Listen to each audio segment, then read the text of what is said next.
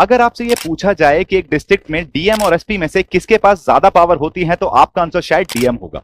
अगर रैंकिंग की बात की जाए तो आईएएस ऑफिसर्स का करियर एसडीएम से स्टार्ट होकर DM, sub divisional officer, secretaries के बाद कैबिनेट सेक्रेटरी तक जा सकता है। वहीं आईपीएस ऑफिसर्स एएसपी से स्टार्ट करके एसपी, डीआईजी, आईजी के बाद डीजीपी रैंक तक पहुंच सकते हैं। आईपीएस एक यूनिफॉर्म सर्विस है जो इसे आईएएस से थोड़ा ज्यादा अट्रैक्टिव बनाती है।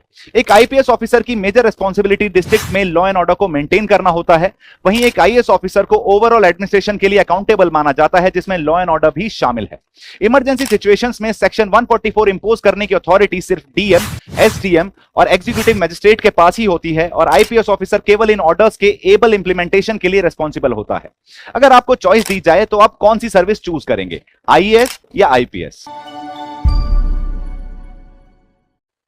अगर आपसे यह पूछा जाए कि एक डिस्ट्रिक्ट में डीएम और एसपी में से किसके पास ज्यादा पावर होती है तो आपका आंसर शायद डीएम होगा। अगर रैंकिंग की बात की जाए तो आईएएस ऑफिसर्स का करियर एसडीएम से स्टार्ट होकर DM, sub divisional officer, secretaries के बाद कैबिनेट सेक्रेटरी तक जा सकता है। वहीं आईपीएस ऑफिसर्स एएसपी से स्टार्ट करके एसपी, डीआईजी, आईजी के बाद डीजीपी रैंक तक पहुंच सकते हैं। आईपीएस एक यूनिफॉर्म सर्विस है जो इसे आईएएस से थोड़ा ज्यादा अट्रैक्टिव बनाती है। एक आईपीएस ऑफिसर की मेजर रिस्पांसिबिलिटी डिस्ट्रिक्ट में लॉ एंड ऑर्डर को मेंटेन करना होता है। वहीं एक आईएएस ऑफिसर को ओवरऑल एडमिनिस्ट्रेशन के लिए अकाउंटेबल माना जाता है, जिसमें लॉ एंड ऑर्डर भी शामिल है। इमरजेंसी सिचुएशंस में सेक्शन 144 इंपोज करने की अथॉरिटी सिर्फ डीएम, एसडीएम और एग्जीक्यूटिव मजिस्ट्रेट के पास ही होती है और आईपीएस ऑफिसर केवल इन ऑर्डर्स के एबल इंप्लीमेंटेशन के लिए रिस्पांसिबल होता है। अगर आपको चॉइस दी जाए तो आप कौन सी सर्विस चूज करेंगे, आईएएस या आईपीएस?